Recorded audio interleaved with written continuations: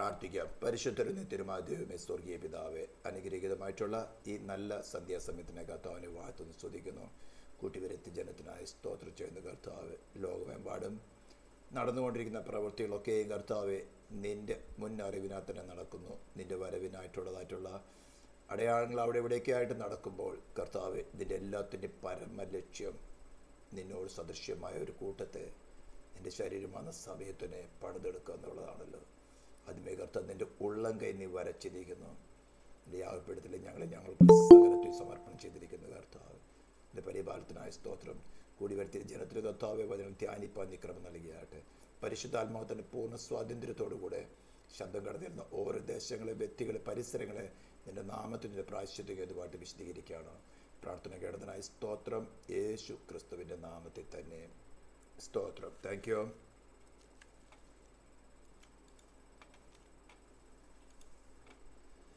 Praise the Lord.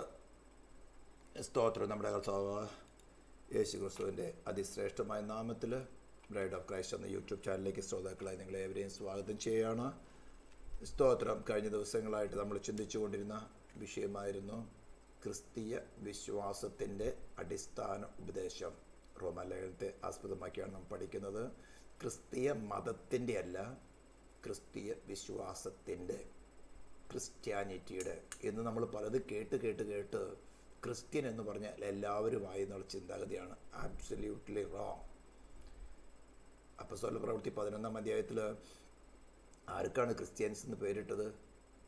ശിഷ്യന്മാർക്ക്, ശിഷ്യത്വം പ്രാപിച്ചവർക്ക്, അവർക്കാണ് ക്രിസ്ത്യൻസ് എന്ന് പേരിട്ടത്.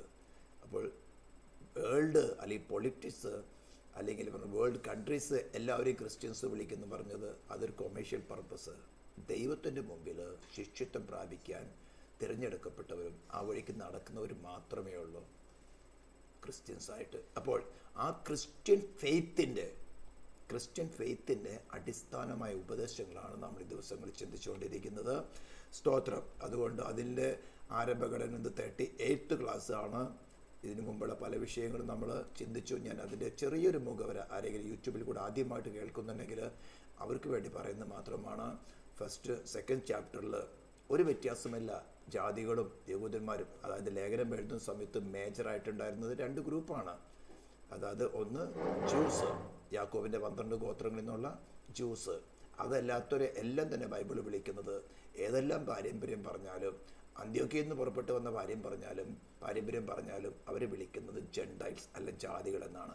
ഇതിൽ രണ്ടിൽ നിന്നും കർത്താവായ യേശു ക്രിസ്തുവിനെ കുറിച്ചുള്ള സുവിശേഷം കേട്ടുകൊണ്ട്, ക്രൂശിക്കപ്പെട്ടവനായ ക്രിസ്തുവിൻ്റെ സുവിശേഷം കേട്ടുകൊണ്ട്, ക്രിസ്തുവേശുവിൽ വിശ്വസിച്ച് പാപമോചനം ലഭിച്ച് ദൈവസഭയോട് വീണ്ടും ജനനം പ്രാപിച്ച് ദൈവ കുടുംബത്തിൽ ജനിച്ചവരെ വിളിക്കുന്ന പേരാണ് ദൈവസഭ. ഈ 3 കൂട്ടരാണ് ബൈബിൾ പ്രകാരം ലോകത്തിലുള്ളത്. സ്തോത്രം. അപ്പോൾ പോള് അന്നുണ്ടായിരുന്നതായിട്ടുള്ള ജ്യൂസിനെയും ജെൻഡേഴ്സിനെയും വചനപ്രകാരം വിസ്തരിച്ചുകൊണ്ട് കണ്ടം ചെയ്യുകയാണ്. എല്ലാവരും പാപം ചെയ്ത് ദൈവ തേജസ് നഷ്ടപ്പെട്ടു എന്ന് പറഞ്ഞാൽ ആദാം പാപം ചെയ്യുന്ന സമയത്ത് നാം എല്ലാവരും ആദാമിലുണ്ടായിരുന്നു. ദൈവത്തിൻ്റെ സമയത്ത് ഓരോരുത്തർ വെളിപ്പെട്ട് വന്നതേ ഉള്ളൂ. അപ്പോൾ ആദാമിന് ലഭിച്ചതായ ശിക്ഷ അവൻ്റെ സന്തതി പരമ്പരക്ക് എല്ലാവർക്കുമുണ്ട് ശിക്ഷ. എന്നാൽ ആദാമിൻ്റെ കറപ്റ്റഡ് ആത്മാവിനെ അല്ല നമുക്ക് തരുന്നത്. ഞാനത് വളരെ സ്ഥാപിച്ചിട്ടുണ്ട്. എന്താണ് കാണുന്നില്ല, മറ്റേ ഇതേ ഉള്ളൂ. കാണുന്നില്ല. ഒരു മിനിറ്റ് ഒന്നാവട്ടെ.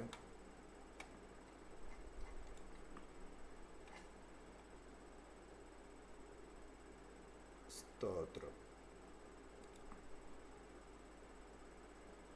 ഓക്കെ.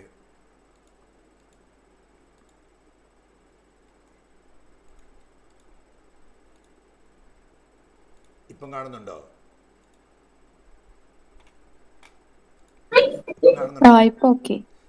ഓക്കെ.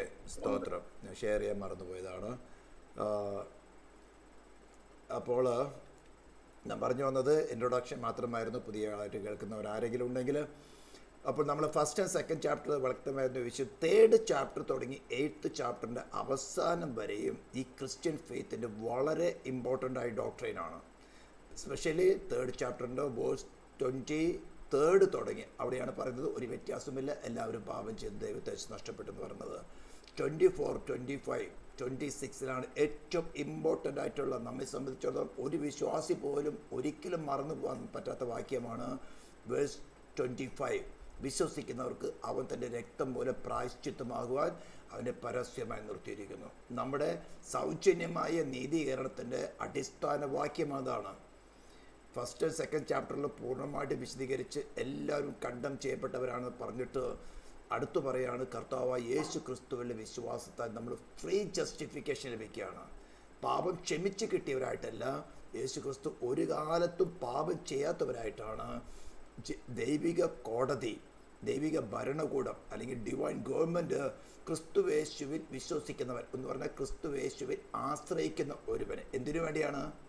പാപമോചനത്തിന് വേണ്ടി, അല്ലെങ്കിൽ ദൈവമായിട്ട് റീകൺസൈൽ ചെയ്യുവാൻ വേണ്ടിയിട്ട്, നിരപ്പ് പ്രാപിക്കാൻ വേണ്ടി, മറ്റു ഈ ലോകത്തിലെ കാര്യങ്ങൾ നേടാൻ വേണ്ടിയിട്ടുള്ള ആശ്രയം പ്രസംഗിക്കുന്നവരും അതനുസരിച്ച് വിശ്വസിക്കുന്നവരും 99% അതാണ്. എന്നാൽ ഞാൻ ഡോക്ടറേറ്റ് പഠിപ്പിക്കുന്നത് ക്രിസ്ത്യൻ ഫെയ്ത്ത് എന്ന് പറയുന്നതല്ല, ക്രിസ്തുവേശുവുള്ള ആശ്രയം, റിലൈ ഓൺ ജീസസ് ക്രൈസ്റ്റ്. അതാണ് അവനിലുള്ള ഡിപ്പെൻഡൻസ്. ഏതൊരു വിഷയത്തിലും അവനിലുള്ള ഡിപ്പെൻഡൻസ് നമ്മളെ നടത്തുവാൻ നമുക്ക് ഫ്രീ ജസ്റ്റിഫിക്കേഷൻ തരികയാണ്. പിന്നെ നമ്മൾ പൂർണ്ണ അനുസരണത്തിൽ വളർന്നു വരുവാൻ തക്കവണ്ണം ദൈവത്തിൻ്റെ പരിശുദ്ധാത്മാവിനെ നമുക്ക് തന്നിരിക്കുകയാണ് ഫ്രീ ആയിട്ട്.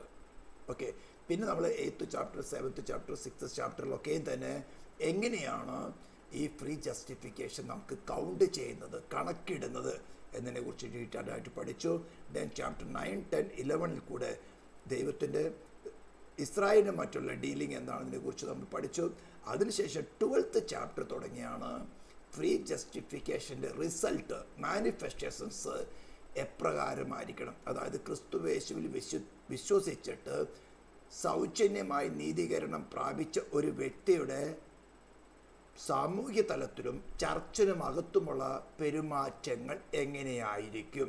ഇത് പഠിക്കുമ്പോഴാണ് നമ്മുടെ ഔട്ട്കവുമായിട്ട് ഈ ഉപദേശത്തെ നാം കമ്പയർ ചെയ്യേണ്ടത്. ആരെയും കുറ്റം വിധിക്കുവാനോ പേഴ്സണലായിട്ട് ആരെക്കുറിച്ചുമല്ല ഞാൻ പറയുന്നത്, ക്രിസ്ത്യൻ ഫെയ്ത്തിനെ കുറിച്ച് പറയാണ്. അപ്പോൾ ക്രിസ്തുവേശുവിൽ നാം വിശ്വസിച്ചിട്ട് സൗജന്യമായി നീതീകരിക്കപ്പെട്ടു എന്ന് പറഞ്ഞാൽ ക്രിസ്തു ക്രൂശിൽ നിവർത്തിച്ച നീതി നമുക്ക് സൗജന്യമായിട്ട് കണക്കിടുകയാണ്. സൈറ്റാനിക് കിങ്ഡമായിട്ട് മനുഷ്യരായിക്കോട്ടെ ആര് തന്നെ നമ്മളെ കുറ്റം വിധിച്ചാലും നമുക്ക് ഒന്നുമല്ല. ദൈവിക ഭരണകൂടം നാം ക്രിസ്തുവിൽ വിശ്വസിക്കുന്നിടത്തോളം, ക്രിസ്തുവിൽ ആശ്രയിക്കുന്നിടത്തോളം, ക്രിസ്തുവിൽ വസിക്കുന്നിടത്തോളം ദൈവിക ഭരണകൂടം നമ്മളെ കാണുന്നത് പാപം ഒരു കാലത്തും ചെയ്യാത്തവരായിട്ടാണ്. ക്ലീൻ. സ്തോത്രം. അതിൽ ഞാൻ വളരെ വിശദമായിട്ട് മുൻ ക്ലാസ്സുകളിലേക്കും വിശദീകരിച്ചിട്ടുണ്ട്. പക്ഷെ നമുക്കൊരു ഉത്തരവാദിത്വമുണ്ട്. വക്രതയും കോട്ടമുള്ള തലമുറയുടെ നടുവിൽ അനിന്യരും നിഷ്കളങ്കരും ദൈവത്തിൻ്റെ നിഷ്കളങ്ക മക്കളും, പരമാർത്ഥികളും ദൈവത്തിൻ്റെ നിഷ്കളങ്ക മക്കളുമായിട്ട് നടക്കണമെന്നുള്ള കാര്യം ഇതൊക്കെ നമ്മൾ വിശദീകരിച്ച് പോകുന്നതാണ്. അപ്പോൾ ചർച്ചിനകത്ത് വിഷയത്തെക്കുറിച്ച് നമ്മുടെ ശരീരങ്ങൾ എങ്ങനെ സമർപ്പിക്കണം ഇതൊക്കെ നമ്മൾ കഴിഞ്ഞ കാലങ്ങളിൽ ചിന്തിച്ചു. ഓരോരുത്തർക്കും ശരീരത്തോട് ഉപമിച്ചിട്ട് പറയുകയാണ്, ഓരോരുത്തർക്കും ഓരോ അവയവങ്ങൾക്ക് പല പല ഡ്യൂട്ടിയുണ്ട്. എന്നാൽ എല്ലാത്തിനെയും തന്നെ യുക്തമായിട്ട് തലയാണ്, ബ്രെയിനിൽ നിന്നാണ് കൺട്രോൾ വരുന്നത്. അതുപോലെ നമുക്ക് ലഭിച്ചിരിക്കുന്ന വരങ്ങൾ നമ്മുടെ കഴിവുകളല്ല, നമ്മുടെ പ്രവൃത്തിയല്ല, നമ്മുടെ പ്രാർത്ഥന കഴിവുകളൊന്നുമല്ല, എല്ലാം തന്നെ ഗിഫ്റ്റാണ്. ആ ഗിഫ്റ്റുകളൊന്നും തന്നെ ആർക്കും സർട്ടിഫിക്കറ്റ് പൊക്കിക്കൊണ്ടുപോകാൻ നടക്കുവാനല്ല, ക്രിസ്തുവിൻ്റെ ശരീരമാണ് സഭയെ യൂണിറ്റിൽ ഒന്നായി നിർത്തുവാനാണ്, അതിനെ എഡിഫൈ ചെയ്യുവാനാണ്. അമേ എന്നുള്ള കാര്യങ്ങളൊക്കെ നമ്മൾ ചിന്തിച്ചു. അതിൻ്റെ പറയുകയാണ്, പ്രവചനമെങ്കിൽ വിശ്വാസത്തിനൊത്ത വേണം, ഉപദേശം ശുശ്രൂഷയിലെങ്കിൽ ശുശ്രൂഷയിൽ, ഉപദേശമെങ്കിൽ ഉപദേശിക്കുന്നവൻ, പ്രബോധനത്തിൽ ദാനം ചെയ്യുന്നവൻ, ഭരിക്കുന്നവൻ, കരുണ ചെയ്യുന്നവൻ, സ്നേഹം നിർവ്യാജമായിരിക്കട്ടെ, തീയതിനെ വെറുത്ത് നല്ലതിനോട് പറ്റിച്ചേരുക, സഹോദര പ്രതി സ്ഥായിപ്പോട്ട് ബഹുമാനിക്കുക, അന്യോന്യം മുന്നിട്ട് കൊള്ളുക, ഉത്സാഹത്തിൽ മടുപ്പില്ലാതിരിക്കുക, ആത്മാവിരിയുള്ളവരായിരിക്കുക, ആശയെ സന്തോഷിക്കുക, കഷ്ടതയിൽ സഹിഷ്ണുത കാണിക്കുക, പ്രാർത്ഥനയിൽ ഉറ്റിരിക്കുക. ഇതിലൊക്കെ നമുക്ക് നേരെ ഓപ്പോസിറ്റായിട്ടുള്ള അനുഭവങ്ങൾ വരും. ഞാൻ ഈ പറഞ്ഞ കാര്യങ്ങളൊക്കെ നേരെ ഓപ്പോസിറ്റായിട്ടുള്ള അനുഭവങ്ങൾ വരുമ്പോൾ നാം ഈ സൗജന്യമായി നീതീകരിക്കപ്പെട്ട അവസ്ഥയിലാണോ, അല്ലെങ്കിൽ അല്പമായിട്ട് നമ്മുടെ ഫ്ലഷിനോട് നാം ചാഞ്ഞു പോയിട്ടുണ്ടോ, ഇതൊക്കെ നമ്മളെ പഠിപ്പിക്കാൻ വേണ്ടി, ഒന്ന് ഓർമ്മപ്പെടുത്താൻ വേണ്ടിയിട്ടായിരിക്കും, അല്ലെങ്കിൽ നമ്മുടെ വിശ്വാസത്തിൻ്റെ പരിശോധന നടക്കാൻ വേണ്ടിയിട്ടായിരിക്കും. ഇതിൻ്റെയൊക്കെ നേരെ ഓപ്പോസിറ്റ് നമ്മൾ സംഭവിക്കുന്നത്. ചിലപ്പോൾ നമുക്ക് കഷ്ടതയിൽ സഹിഷ്ണുത കിട്ടുന്നില്ലായിരിക്കാം, നാം പെറുപെറുക്കുന്നുണ്ടായിരിക്കും. ഉടനെ പറയും, കർത്താവേ എനിക്ക് ഈ സമയത്ത് മന്നയാണ് വേണ്ടത്, എനിക്ക് എൻ്റെതായിട്ടുള്ള പേഴ്സണാലിറ്റി വെളിപ്പെടുന്നു, ഐ ഡോണ്ട് നീഡ് ദാറ്റ്, എനിക്ക് മന്ന വേണം, അതായത് പുനരുദ്ധാന ശക്തി വേണം, നീ എന്നിൽ വെളിപ്പെടണം. പ്രാർത്ഥനയിൽ മടിപ്പെടുന്നുണ്ടോ, പ്രാർത്ഥന വിരസത തോന്നുന്നുണ്ടോ, മുന്നിൽ പ്രാർത്ഥിച്ച പോലെ പ്രാർത്ഥിക്കാൻ പറ്റുന്നില്ലയോ? അതിൻ്റെ അർത്ഥം എന്തോ ഓപ്പോസിറ്റ് ഫോഴ്സ്, ഒരു എക്സ്റ്റേണൽ ബോഡി നമ്മുടെ സോളിലേക്ക് പ്രവേശിച്ചു. നമ്മുടെ ശരീരത്തിൽ ഒരു എക്സ്റ്റേണൽ ബോഡി വരികയാണെങ്കിൽ, എക്സ്റ്റേണൽ ബോഡി എന്ന് പറഞ്ഞാൽ ഒരു എക്സ്റ്റേണൽ ഒരു രോഗാണുവോ മറ്റെന്തെങ്കിലും പ്രവേശിച്ചാൽ, ഒരു റോങ് ഫുഡ് കഴിക്കുകയോ ഒരു പോയിസൺ ആയിട്ടുള്ള ഫുഡ് നമ്മൾ അറിയാതെ കഴിക്കുകയോ ചെയ്താൽ ഉടനെ നമ്മുടെ ബോഡി റിയാക്ട് ചെയ്യും ഇല്ലേ? ഉടനെ ഒന്നുകിൽ ടെമ്പറേച്ചർ കൂടും, അല്ലെങ്കിൽ വൊമിറ്റ് ചെയ്യും, അല്ലെങ്കിൽ ഡയറിയ സംഭവിക്കും. അതിനെ റിജക്റ്റ് ചെയ്യാൻ ബോഡി ആകെ ശ്രമിക്കും. ഇതേപോലെ തന്നെയാണ് നമ്മുടെ മനസ്സാക്ഷി പ്രവർത്തിക്കുന്നത്. ഒരു എക്സ്റ്റേണൽ സോഴ്സ് ഡിവൈൻ നേച്ചറിൽ അല്ലാത്തത്, അല്ലെങ്കിൽ ദ കിങ്ഡം ഓഫ് ഗോഡിൽ അല്ലാത്തതായിട്ടുള്ള ഒരു എക്സ്റ്റേണൽ ബോഡി നമ്മുടെ സോളിലേക്ക് പ്രവേശിച്ചാൽ ഉടനെ നമ്മുടെ കോൺഷ്യസ് പ്രവേശിക്കുന്നതിന് മുമ്പേ തന്നെ ദൈവത്തിൻ്റെ പരിശുദ്ധാത്മ നമുക്കൊരു ആലോചന തരും. അതാണ് പറഞ്ഞിരിക്കുന്നത്, അവൻ വരുവാനുള്ള അറിയിക്കും. അപ്രതീക്ഷിതമായിട്ടോ അല്ലെങ്കിൽ പെട്ടെന്ന് ആകസ്മികമായിട്ടോ ഒരു കാര്യം നമ്മൾ സംഭവിക്കില്ല. ദൈവത്തിൻ്റെ പരിശുദ്ധാത്മാവ് ഒരു വാർണിംഗ് തരും, something is going to happen, be alert. അതാ പറഞ്ഞിരിക്കുന്നത്, നിർമ്മതരായിരിപ്പിൻ, ഉണർന്നിരിപ്പിൻ. പെട്ടെന്ന് നമ്മൾ ഉറങ്ങിക്കിടക്കുന്ന സമയത്ത് നമ്മുടെ വീട്ടിൽ എന്തെങ്കിലും പെട്ടെന്ന് ചാടി കഴിഞ്ഞാൽ അത് ഞെട്ടിയടിക്കുന്ന പോലെയല്ല. ഒരുങ്ങിയിരിക്കുകയാണെങ്കിലോ എന്തെങ്കിലും അത് തന്നെ നീ ആയിരുന്നു അല്ലേ എന്ന് നമുക്കറിയാം. അതേപോലെ നിർമ്മതരായിരിക്കുക, ഉണർന്നിരിക്കുക, ഇതൊക്കെ നമുക്ക് ജാഗ്രത. അപ്പോൾ ഇതെല്ലാത്ത സമയത്തുണ്ടെങ്കിൽ എൻ്റെ അർത്ഥം നമ്മൾ എവിടെയോ അല്പമായിട്ട് ട്രാക്കിൽ നിന്ന് വഴുതാൻ പോകുന്നു. വഴുതിയിട്ടില്ല, വഴുതാൻ പോകുന്നു. ദൈവത്തിൻ്റെ പരിശുദ്ധാത്മ അത്രമാത്രം വിലയാണ് നമ്മൾ കൽപ്പിക്കുന്നത്. അത്രമാത്രം വലിയ വില കൊടുത്താണ് നമ്മളെ വിലയ്ക്ക് വാങ്ങിയിരിക്കുന്നത്. ഈ പ്രപഞ്ചം മുഴുവൻ നിൽക്കുന്നത് നമ്മെ തന്നെ പോലെ ആക്കി തീർക്കാൻ വേണ്ടിയിട്ടാണ്. ഒരു കൂട്ടം ജനത്തെ, ഈവൻ ജിയോ പൊളിറ്റിക്സിലായിക്കോട്ടെ, എന്താ ഇപ്പോൾ ലോകത്ത് നടക്കുന്ന പല പല സംഭവങ്ങളായിക്കോട്ടെ, ഇതിലൊക്കെയും തന്നെ നമ്മെ അവൻ്റെ ഉള്ളകയിൽ വെച്ചിട്ട് നമ്മെ അവനെ പോലെ ആക്കി തീർക്കാനാണ്. അപ്പം ഇവിടെയൊക്കെയും നമ്മുടെ കാര്യക്ഷമത, ഈ പറഞ്ഞ കാര്യങ്ങളിലൊക്കെ നമ്മൾ എവിടെയെങ്കിലും വീക്കാവുന്നുണ്ടെങ്കിൽ കുറ്റം ചുമത്തുകയല്ല, അതിൽ ഉത്സാഹത്തോടുകൂടെ, അത് പറഞ്ഞിരിക്കും, ഉത്സാഹത്തിൽ മടുപ്പില്ലാതെ എല്ലാ കാര്യത്തിലും ആത്മാവിൽ എരിവുള്ളവരായിട്ട് തന്നെ മുന്നേറണം. ഇത് നമുക്ക് എല്ലാവർക്കും വീക്ക്നെസ് ഉണ്ട്, എനിക്കുമുണ്ട്. പക്ഷേ ഇതാണ് അടിസ്ഥാന ഉപദേശം. അപ്പം നമ്മുടെ വീക്ക്നെസ് എന്താണെന്ന് നമുക്ക് വെളിപ്പെടുത്തി തരുന്നത് പരിശുദ്ധാത്മാവാണ്. ജസ്റ്റ് അക്നോളജ് ചെയ്യുക, കർത്താവ് എനിക്ക് മനസ്സിലായി, ഇതാണ് എൻ്റെ സ്വഭാവം, ഇതാണ് എന്നോട്, ഇതിനെ ഓർക്കം ചെയ്യണമെങ്കിൽ എന്നെ കൊണ്ട് സാധ്യമല്ല, എനിക്ക് പുനരുദ്ധാന ശക്തി വേണം, എനിക്ക് ഇപ്പോൾ മന്ന വേണം, ഉയർത്തെഴുന്നേറ്റവനെ ക്രിസ്തുവിനെ എനിക്ക് വേണം. കടപക്ഷിയൊക്കെ നമുക്ക് ഫ്രീ ആണ്, കടപക്ഷിയൊന്നും ചോദിക്കുന്നതും വേണ്ട എന്ന് പറഞ്ഞാൽ ഭൗതിക അനുഗ്രഹങ്ങളൊക്കെയും ഫ്രീ ആണ്. ക്രിസ്തുവിനെ നമുക്ക് വെളിപ്പെടുത്തി തരുവാൻ പരിശുദ്ധാത്മാവ് നമ്മളിൽ നമ്മുടെ ബലഹീനത വെളിപ്പെടുത്തുമ്പോൾ അതിനെ റീപ്ലേസ് ചെയ്യുക. സ്തോത്ര വിശുദ്ധന്മാരുടെ ആവശ്യങ്ങളിൽ കൂട്ടായ്മ കാണിക്കുകയും അതിന് സൽക്കാരം ചെയ്യുകയും ചെയ്യുക. ഇതൊക്കെ നമ്മൾ കഴിഞ്ഞ ആഴ്ച വരെ പഠിച്ചു. ഇന്ന് നമുക്ക് ചിന്തിക്കാനുള്ളത് നമ്മൾ 12th ചാപ്റ്ററിൻ്റെ ബാക്കിയുള്ള കാര്യങ്ങളാണ്. നിങ്ങളെ ഉപദ്രവിക്കുന്നവരെ അനുഗ്രഹിപ്പിൻ, ശപിക്കാതെ അനുഗ്രഹിപ്പിൻ. ഈ ഒരു നേച്ചർ നമ്മളിൽ ആരംഭത്തിലേ ഉള്ളതാണ്. എവിടെ തുടങ്ങി? ഏദൻ തോട്ടം തുടങ്ങി. ഒരാൾ പോലും അവനവൻ്റെ കുറ്റം ഏറ്റെടുക്കില്ല. ആദാമിനായിരുന്നു ദൈവം കൽപ്പന കൊടുത്തത്. ആദാമിനോട് ചോദിച്ചു, നീ എവിടെയാ? അയ്യോ, തോട്ടത്തിൻ്റെ കാലിൻ്റെ ഒച്ച കേൾക്കുന്നതോട് ഞങ്ങൾ കൊണ്ട് ഒളിച്ചിരിക്കുക. ഉടനെ ചോദ്യം, തിന്നരുതെന്ന് ഞാൻ കൽപ്പിച്ച വൃക്ഷഫലം നീ തിന്നോ? അയ്യോ, എൻ്റെ കർത്താവ് തിന്നുപോയി എന്ന് പറഞ്ഞപ്പോൾ, നീ എന്നോട് കൂടി ഇരിപ്പം തന്ന സ്ത്രീ തന്നു, ഞാൻ തിന്നു. ഞാനല്ല കുറ്റക്കാരൻ, ഇവർ തന്ന നീയും ഈ സ്ത്രീയാ കുറ്റക്കാരൻ. ഇതാണ് ഹ്യൂമൻ നേച്ചർ. ഏതും തോട്ടത്തിൽ വെച്ച് നമുക്ക് കിട്ടിയ നേച്ചർ ഇതാണ്. നമ്മുടെ കുറ്റം സമ്മതിക്കുകയില്ല, നമ്മുടെ കുറ്റം സമ്മതിക്കുകയില്ല. മറ്റുള്ള പേര് പേര് കുറ്റം ചുമത്തും, അവർ പ്രാകാൻ തുടങ്ങും, അവർ ശപിക്കാൻ തുടങ്ങും. അത് നമ്മുടെ നേച്ചറാണ്, നമ്മളിൽ ഹിഡനായിരിക്കുന്നത്. അപ്പം ഈ നേച്ചർ നമ്മളിൽ ഇനിയും ബാക്കിയുണ്ടെങ്കിൽ നമുക്ക് ദൈവരാജ്യത്തിൽ വസിക്കാൻ സാധ്യമല്ല. ഇപ്പോഴും പറ്റില്ല, അങ്ങ് എത്താൻ പോയിട്ടല്ലേ. അപ്പം കർത്താവ് തൻ്റെ കൃപയിൽ നമ്മളെ കവർ ചെയ്തിട്ട്, തൻ്റെ കൃപ കൊണ്ട് നമ്മൾ കവർ ചെയ്തിട്ട് ഇടയ്ക്കിടയ്ക്കിട്ടൊന്ന് നമ്മുടെ ഹ്യൂമൻ നേച്ചറിനെ ബാക്കിയുള്ളതിനെ എക്സ്പോസ് ചെയ്യണം.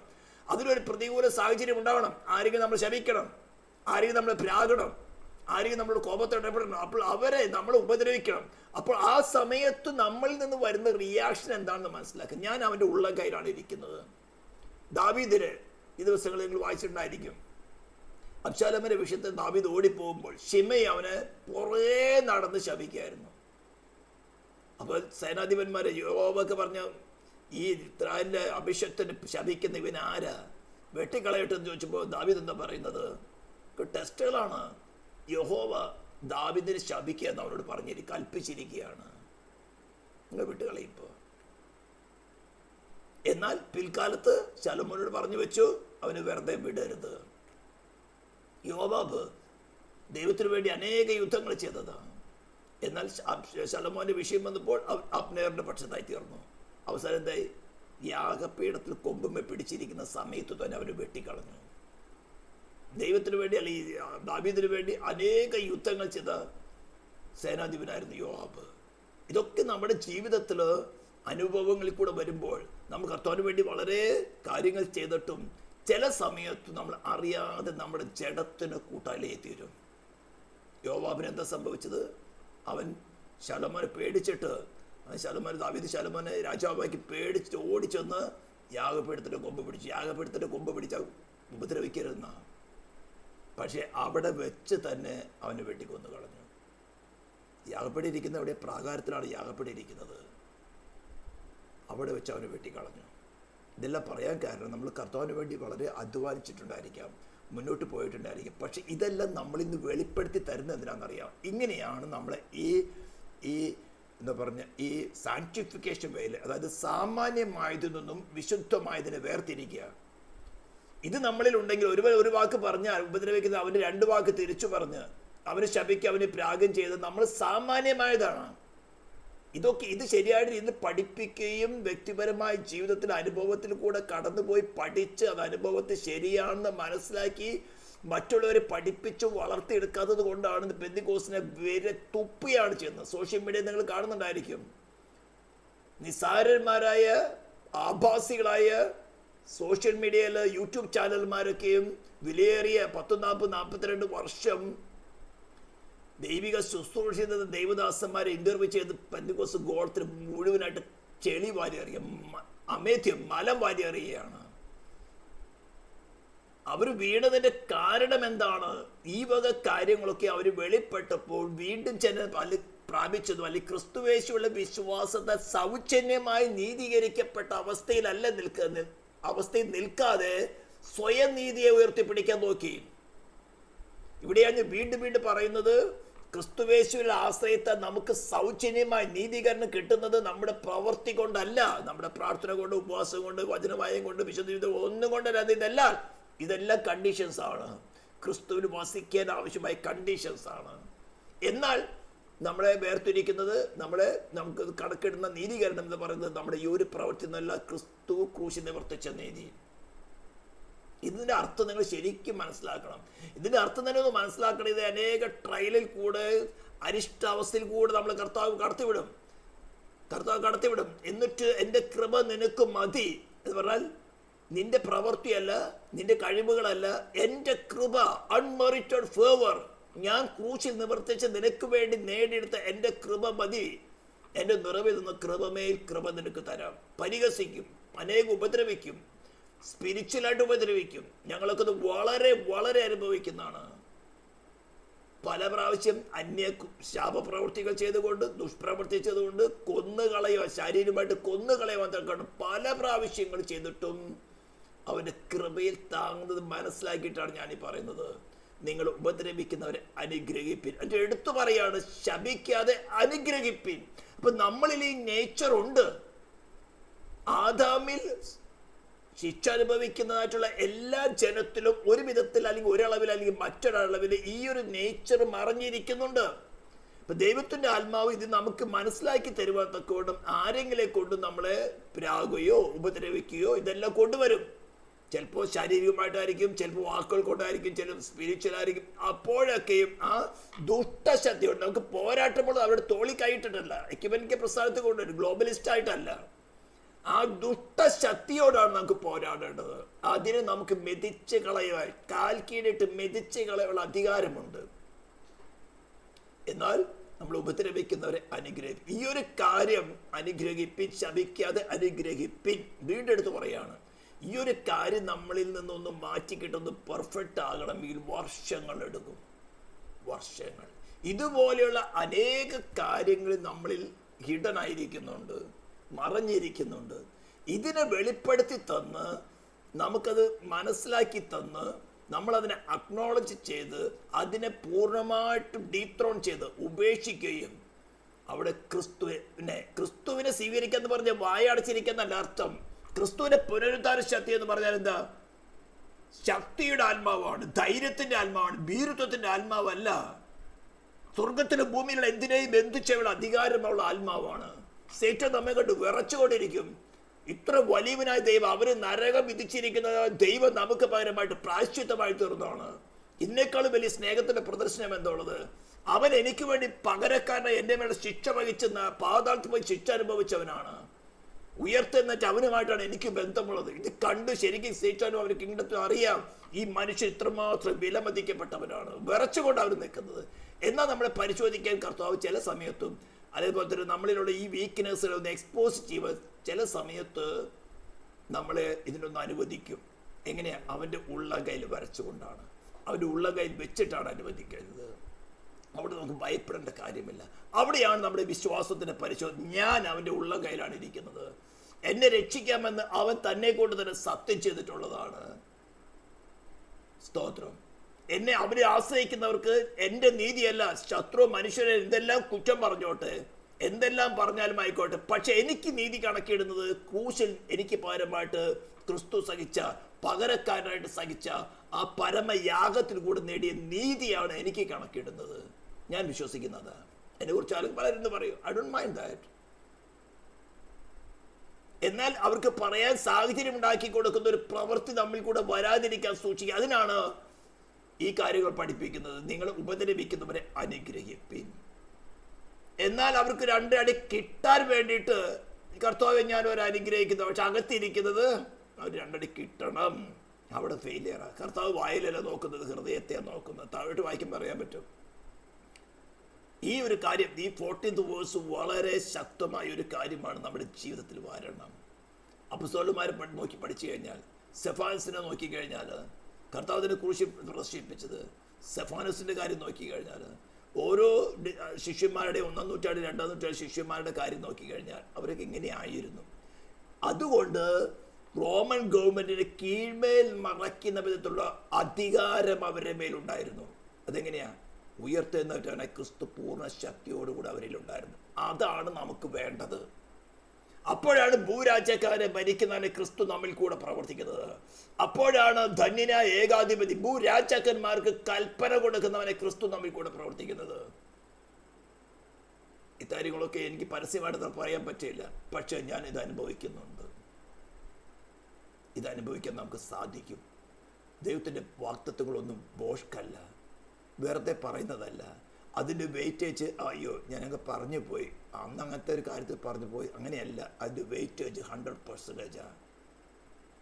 അതുകൊണ്ട് ഈ ഒരു കാര്യം നമ്മളിലൊന്ന് ഡെവലപ്പായി കിട്ടാൻ വളരെ സമർപ്പണം വേണം. കർത്താവെ, എന്നിൽ നേച്ചറുണ്ട്, നമുക്കത് വെളിപ്പെടുത്തി തരും. ഉടനെ നമ്മളിലുള്ള ഫ്ലഷാണ് പൊങ്ങ. ആദ്യം അതിന് ക്രൂശിച്ചിടാം. പല പ്രാവശ്യം ട്രൈ ചെയ്താലും നമുക്കിത് ജയിക്കാൻ പറ്റുള്ളൂ. കർത്താവെ, അതിൻ്റെ പുറകെ പ്രവർത്തിക്കുന്ന ശത്രുവിനെ നമ്മുടെ കാൽക്കീഴ് മെതിക്കണം. മാറി നിന്ന് മുട്ട മടക്ക. കർത്താവെ, ഇതിൻ്റെ പുറകെ പ്രവർത്തിക്കുന്ന ദുഷ്ടശക്തി എനിക്ക് ഏൽപ്പിച്ചതാണ് എന്ന് പറഞ്ഞുകൊണ്ട് ദൈവസ്ഥനായിരിക്കുക. അടുത്തത്, സന്തോഷിക്കുന്നവരോട് കൂടെ സന്തോഷിക്കുകയും കരയുന്നവരോട് കൂടെ കരയുകയും ചെയ്യും. എവിടെയാ? ചർച്ചിനകത്ത കാര്യമാണ്. ചർച്ചിനകത്ത കാര്യം എന്ന് പറഞ്ഞാൽ വെളിയിൽ നമ്മളൊന്നും ചെയ്യേണ്ടെന്നല്ല. വെളിയിൽ നമ്മുടെ ക്രിസ്തുവിലുള്ള നല്ല പ്രവൃത്തികൾ വെളിപ്പെടണം. എന്നാൽ വീണ്ടും പറയുന്നത് ദുഷ്ടന്മാരോട് തോളിൽ കൈയിടാനല്ല. കർത്താവ് തന്നെ കല്ലെറിയാനും നോക്കിയ, തന്നെ കൊന്നുകളയാൻ നോക്കിയ പരീശന്മാരുടെയും മഹാപുരോഹിതന്മാരുടെയും ശാസ്ത്രിമാരുടെയും മൂപ്പന്മാരുടെയും 70 പേരുടെ സംഘത്തിലെ സഭയുടെ തോളിലങ്ങ് കൈയിട്ടായിരുന്നെങ്കിൽ കർത്താവിനെ ക്രൂശിക്കുമായിരുന്നോ? അപ്പോസ്തലൻ പൗലോസ് തന്നെ വേട്ടപ്പട്ടി ഓടിക്കുന്ന പോലെ ഇട്ടായിരുന്നു ഓടിച്ചേരുന്നത്. ഒരു സ്ഥലത്ത് മറ്റൊരു സ്ഥലത്ത് ചെന്ന് കഴിഞ്ഞാൽ അവിടെ പ്രസംഗിച്ച് 4 പേര് മാനസാന്തരപ്പെടുത്തി ഉടനെ പുറകെ യഹൂദന്മാർ, അസൂയാലുക്കളായ യഹൂദന്മാർ കടന്നു വന്ന് അവിടുത്തെ ജാതികളെ യഹൂദന്മാരെ ഇളക്കി അവരെ കല്ലെറിയുമായിരുന്നു. എന്നാൽ പൗലോസ് ഇവരുമായിട്ട് നിങ്ങൾ തോളിൽ കയറ്റാമല്ലായിരുന്നോ? ഇന്ന് സഭ അങ്ങനെ ആയിപ്പോയി. 2 പേര് ഒത്തിട്ടല്ലാതെ നടക്കാൻ സാധ്യമല്ല. ഞാൻ കഴിഞ്ഞ പ്രാവശ്യം പറഞ്ഞത്, 2 പേര് ഒത്തിട്ടല്ലാതെ നടക്കാൻ. 2 പേര് ഒത്തിട്ട് പറഞ്ഞാൽ കർത്തവുമായിട്ട് ഒത്തുന്നത് നടന്നാൽ മാത്രമേ നമുക്ക് നടക്കാൻ സാധിക്കുകയുള്ളൂ. ഒത്തിട്ടല്ലാതെ നടക്കാൻ സാധിക്കില്ലെന്നാണ് കാര്യം. എന്നാൽ ഇന്ന് ചർച്ച് നേരെ തിരിച്ച് ലോകവുമായിട്ടൊന്ന് തോളിൽ കൈയിട്ടു. അതുകൊണ്ടാണ് കൺവെൻഷനുകൾക്ക് ഇപ്പോൾ കുടുംബ പ്രാർത്ഥനയ്ക്ക് പോലും രാഷ്ട്രീയക്കാർ വരുന്നതാണ് കേൾക്കുന്നത്. കുടുംബ പ്രാർത്ഥനയ്ക്ക് പോലും എന്തിനാ? അടുത്ത ഇലക്ഷൻ വോട്ട് വേണം. 2 പേരും കൂടി അങ്ങ് ഒത്തു. ആരുമായിട്ടാ? ദൈവസഭ എന്ന് പേര് വിളിക്കപ്പെടുന്നവരും രാഷ്ട്രീയക്കാരും ലോകമായിട്ട് ഒത്തു നടക്കുക. ഇതിനെയാണ് നമുക്ക് വിഭജിച്ചെടുക്കേണ്ടത്. അത് സാമാന്യമായത്, അതിൽ നിന്നുമാണ് വിശുദ്ധമായതിനെ വേർതിരിക്കുന്നത്. അതാണ് സാങ്ക്ടിഫിക്കേഷൻ എന്ന് പറയുന്നത്. സാമാന്യമായതിൽ നിന്നും വിശുദ്ധമായതിനെ വേർതിരിക്കുക. അപ്പൊ നമ്മളിൽ സാമാന്യമായിട്ടുള്ള നേച്ചർ ഉണ്ട്. നമ്മൾ ആരാധിക്കുന്നവരാ, ക്രിസ്തുവിനോട് ചേരുവ സ്നാനപ്പെട്ടവരാ, സ്തോത്രം, പുതുഭാഷയിൽ സംസാരിക്കുന്നവരാ. പക്ഷേങ്കിലും നമ്മളെ നേച്ചറിൽ സാമാന്യമായത് ഉള്ളത് വല്ലപ്പോഴത് വെളിപ്പെടുകയാണെങ്കിൽ, കർത്താവ് എനിക്കിത് മനസ്സിലായി, ഇങ്ങനെ ഒരു കാര്യം എന്നെ ഭരിക്കുന്നുണ്ട്, ഒരു കീട കിടക്കുന്നുണ്ട്, 99% പോയത് പക്ഷെ ഒരു 0.01% കിടക്കുന്നുണ്ട്, ഇതുകൂടെ എനിക്ക് വേണ്ട കർത്താവ് എന്ന് പറഞ്ഞാൽ, വീണ്ടും ഞാൻ പറയുന്നത് ക്രിസ്തുവിൽ വായടച്ചിരിക്കുക എന്നുള്ളതല്ല, ബീരുക്കളായിട്ടിരിക്കുക എന്നുള്ളതല്ല. പുനരുദ്ധാന ശക്തി വന്നാൽ അതാത് സമയത്ത് അതിൻ്റെ ശക്തിയെ, അതിൻ്റെ നേച്ചറിനെ വെളിപ്പെടുത്തും. ടെംപ്ടേഷൻസ് വന്നാൽ അതിനെ ഓവർകം ചെയ്യാൻ നിങ്ങൾ സഹായിക്കും. സ്തോത്രം. അപ്പോൾ സന്തോഷിക്കുന്നവരുടെ കൂടെ സന്തോഷിക്കാൻ എളുപ്പമാണ്. ചർച്ചിനകത്ത് പാർട്ടി നടക്കണമെങ്കിൽ വളരെ എളുപ്പമാണ്. കരയുന്നവരോട് കൂടെ അവരെ കുറ്റം വിധിക്കാതെ. ഇന്ന് നമ്മൾ അശ്വപ്രവചനം പഠിച്ചപ്പോൾ പറഞ്ഞു, സ്തോത്രം, എന്നാൽ നാം യഹോവ അവനെ ദണ്ഡിപ്പിച്ചും അടിച്ചും ശിക്ഷിച്ചിരിക്കുമെന്ന് വിചാരിച്ചു. എസ്ഐയാ 53:4. പലപ്പോഴും അങ്ങനെയാണ്.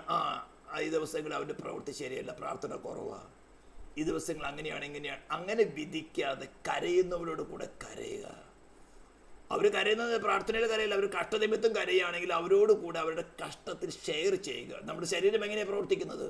ഒരു അവയവത്തിന് വലുത് പറ്റിയായി മറ്റവയവം മിണ്ടാതിരിക്കുകയാണ് ചെയ്തത്. നീ നാളെ കുറച്ച് വിളക്സുന്നുണ്ടായിരുന്നു, അവിടെ ഇരിക്കും, ഒരു 2 മണിക്കൂർ കഴിയിട്ട് വേദന അനുഭവിക്കുന്നത് പറഞ്ഞ് നമ്മൾ വിടും. ഉടനെ തലേന്ന് കമൻറ്റ് വരും, ആ അവയവത്തെ ശുശ്രൂഷിക്കും. ഇത് നാച്ചുറാ. അടുത്ത കാര്യമാണ്, തമ്മിൽ ഐക്യമത്യമുള്ളവരായി വലിപ്പം ഭാവിക്കാതെ എളിയവരോട് ചേർന്ന് കൊള്ളുവിൻ, നിങ്ങളെ തന്നെ ബുദ്ധിമാന്മാരെന്ന് വിചാരിക്കരുത്. ഇതൊക്കെ നമ്മുടെ ജീവിതത്തിൽ ഹൈഡായി കിടക്കുന്നുണ്ട്, ഇതൊക്കെ നമ്മളിൽ മറഞ്ഞു കിടക്കുന്നുണ്ട്. ഇതൊക്കെ നമ്മുടെ സെൽഫ് റൈഷ്യസിന് കിടക്കുന്ന കാര്യങ്ങൾ തന്നെയാണ്. ഇതെല്ലാം എക്സ്പോസ് ചെയ്ത് തരുന്നത് പരിശുദ്ധാത്മാവാണ്. ശത്രുവിനെ ഒരുപക്ഷെ ഉപയോഗിക്കും. അവിടെ ശത്രുവിനൊന്നും പറയേണ്ട, ഞാൻ അവൻ്റെ ഉള്ളം കയ്യിലാണ് ഇരിക്കുന്നത്, എൻ്റെ വിലയ്ക്ക് വാങ്ങിയത് വലിയ വില കൊടുത്താണ്, എന്നെ തന്നെ പോലെ ആക്കി തീർക്കുക എന്നുള്ളതാണ് അവൻ്റെ ലക്ഷ്യം. പിതാവ് എനിക്ക് തന്നതിന് ഒന്നും നശിച്ചു പോകാതെ ഒടുക്കത്തെ നാൾ ഉയർത്തെഴുന്നേൽപ്പിക്കണമെന്നാകുന്നു എന്നെ അയച്ചവൻ്റെ ഇഷ്ടം.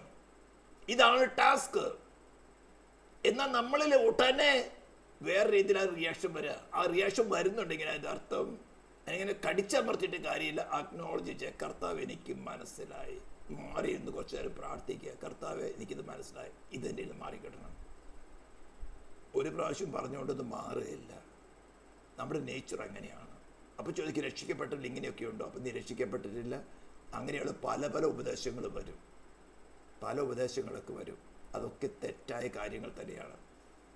അതൊക്കെ യൂണിവേഴ്സൽ സാലിവേഷൻ എന്ന് പറഞ്ഞവരുടെ കൂട്ടത്തിൽപ്പെട്ടതാണ്. പക്ഷെ വാസ്തവത്തിൽ ഇതാണ് നടക്കുന്നത്.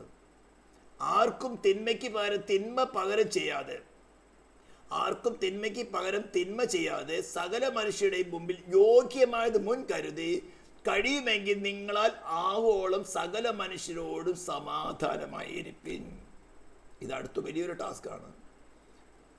ഉപദ്രവിക്കുന്നവരോട് സമാധാനമായിരിക്കുക. ഇല്ലെങ്കിൽ എന്ത് ചെയ്യും?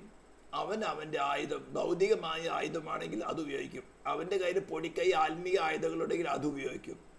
മന്ത്രവാദിയോട് കളിച്ചു കഴിഞ്ഞാൽ മന്ത്രവാദി എന്ത് ചെയ്യും? ഞാൻ ബന്ദിഗോസാനെന്ന് പറഞ്ഞുകൊണ്ട് മന്ത്രവാദി എന്നെ വിടും. മന്ത്രവാദി അവൻ്റെ മന്ത്രത്തിൻ്റെ ഏറ്റവും വലിയ മന്ത്രം, കേരളം എന്ന് പറഞ്ഞതിനൊക്കെ വലിയ വലിയ പ്രഗത്ഭരായ ദേശമാണ്, അതിലും പ്രഗത്ഭമായ ദേശമാണ് തൃശ്ശൂർ ഡിസ്ട്രിക്ട്. ഇതൊക്കെ ഞാൻ വളരെ അനുഭവിച്ചിട്ടാണ് ഈ പറയുന്നത്. ആർക്കും തിന്മയ്ക്ക് പകരം തിന്മ ചെയ്യാതെ സകല മനുഷ്യരുടെ മുമ്പ് യോഗ്യമായത് മുൻ കരുതി കഴിയുമെങ്കിൽ നിങ്ങൾ ആവോളം എന്ന് പറഞ്ഞാൽ 100% നിങ്ങൾ ആവോളം സകല മനുഷ്യരോടും സമാധാനമായിരിക്കുക. അടിയുണ്ടാക്കാൻ പോകണ്ട എന്നർത്ഥം. പാമ്പിനെ പോലെ ബുദ്ധിയുള്ളവരായിട്ട് ഒഴിഞ്ഞു മാറാം.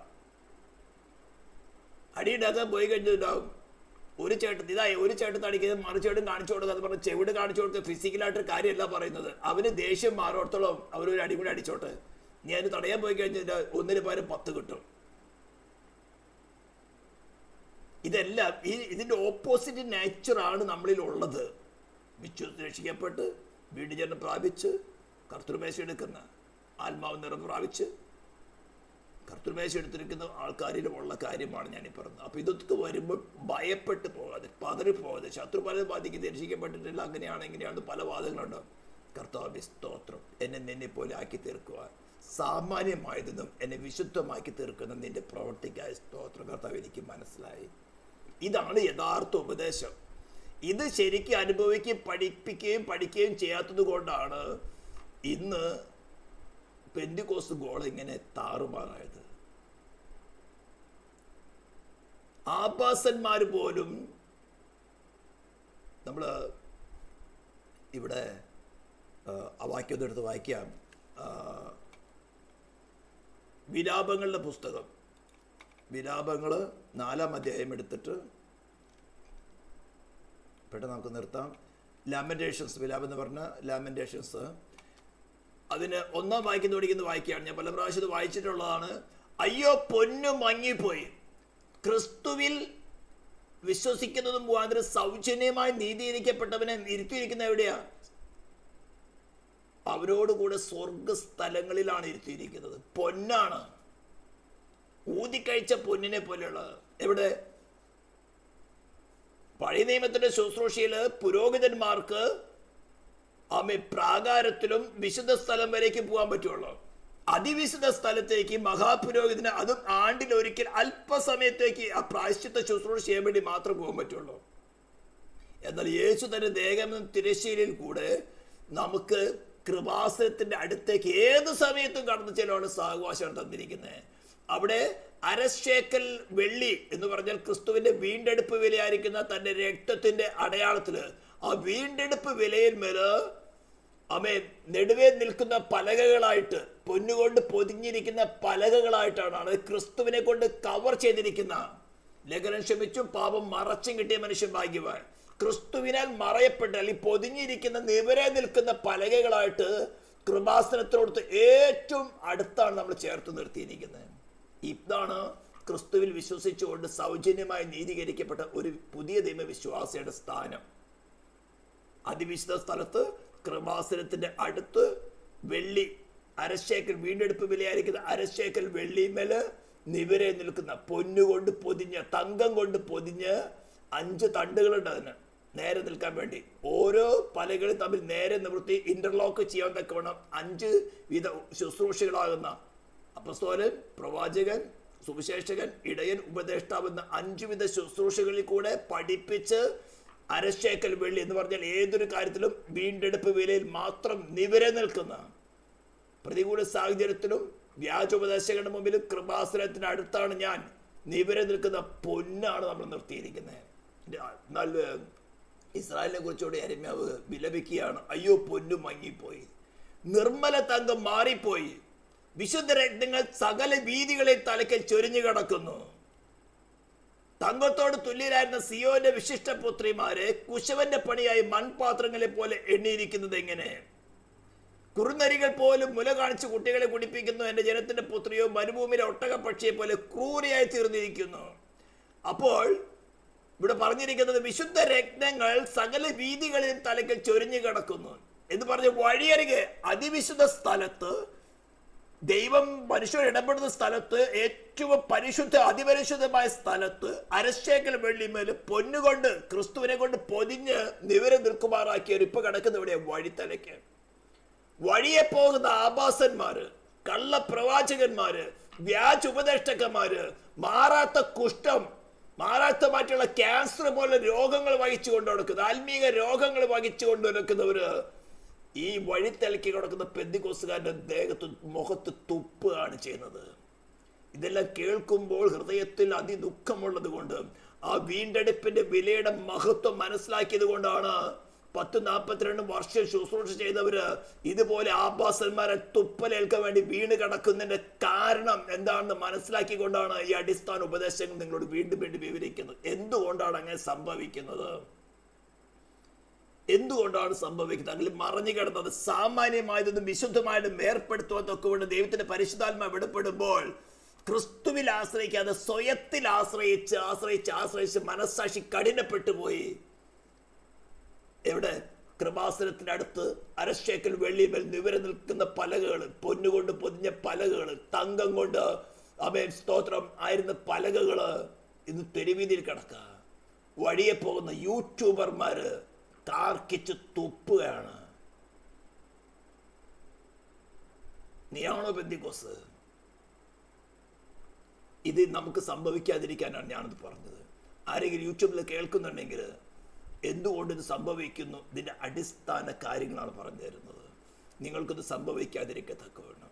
വഴിയെ പോകുന്ന ആഭസ്തന്മാർ തുപ്പി നീയാണോടെ പെന്തിക്കോസ് എന്ന് ചോദിച്ച് നമുക്ക് വേണ്ടി കാൽവരി കുരിശിൽ പരമയാഗമായി തുറന്ന് മാനവജാതിയുടെ ശിക്ഷ പരിശുദ്ധ സ്ഥലത്ത് വസിച്ചിരുന്നവൻ, സറാഫികളാൽ ആരാധിക്കപ്പെട്ടിരുന്നവൻ, ഈ സകലജരാചരത്തെ സൃഷ്ടിച്ചവൻ, കോടിക്കണക്കിന് വരുന്ന സൂര്യചന്ദ്ര നക്ഷത്രങ്ങൾക്ക് പേര് കൽപ്പിച്ച് അവയ്ക്ക് അധികാരം കൊടുത്തുകൊണ്ട് അവയെ അതാത് സ്ഥാനത്ത് നിയമവ്യവസ്ഥയിൽ നിർത്തിയിരിക്കുന്നവനാണ് നമുക്ക് പകരമായിട്ട് ഒരു പശുത്തൊട്ടിയിൽ കിടന്നത്. സീനായ് മലയിൽ ഇറങ്ങിയപ്പോൾ ഇസ്രായേൽ ജനം വിറച്ചുപോയി, മോശ പോലും ഭയന്നുപോയി. അവനാണ് നമ്മിൽ വസിക്കുവാൻ ആഗ്രഹിക്കുന്നത്. അവനെ കുറിച്ച് ചോദിക്കുന്നത്, നീയാണോടെ പെന്തിക്കോസുകാരൻ? ആരാ ചോദിക്കുന്നേ? വഴിയെ പോകുന്ന ആഭാസന്മാർ, കാർക്കിച്ചു തുപ്പ. അല്പം ഹൃദയ ദുഃഖമുണ്ടാകണം. ലോർഡ്, ഞാൻ മോചനം സംഭവിക്കില്ലേ, ഞാൻ ബലഹീനനാണ്, എന്നിൽ കുറവുകളുണ്ട്. നീ അത് എക്സ്പോസ് ചെയ്യുമ്പോൾ എനിക്ക് മന്ന മതി, നീ തരുന്ന കാടപ്പക്ഷി മതി, എനിക്ക് മന്ന എന്ന ദിനം പ്രതി എനിക്ക് മന്ന വേണം. എനിക്ക് ഉയർത്തുന്ന വെച്ചവനെ ക്രിസ്തുവിനെ കൂടാതെ ഇതിനെ ഓർക്കും ചെയ്യാൻ സാധ്യമല്ല. ദൈവമേ കർത്താവ് നിങ്ങൾ ഈ വചനങ്ങളെ ഉറപ്പിക്കട്ടെ.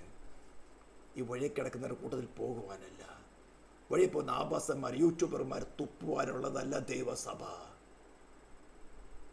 ദൈവസഭ എന്താണെന്ന് നിങ്ങൾ ശക്തിയുണ്ട്. പെന്തിക്കോസ് എന്ന് പറയുന്നത് ശക്തിയാണ്. അത് നമ്മൾ കൂടെ വെളിപ്പെടണം. കർത്താവ് നിങ്ങൾ അതിനായിട്ട് ഒരുക്കട്ടെ. നമുക്ക് പ്രാർത്ഥിക്കാം. പരിശുദ്ധ നിത്യമായ ദൈവമേ, സ്വർഗീയ പിതാവേ, നിന്റെ സ്നേഹത്തിനായി കരുതലിനായി സ്തോത്രം.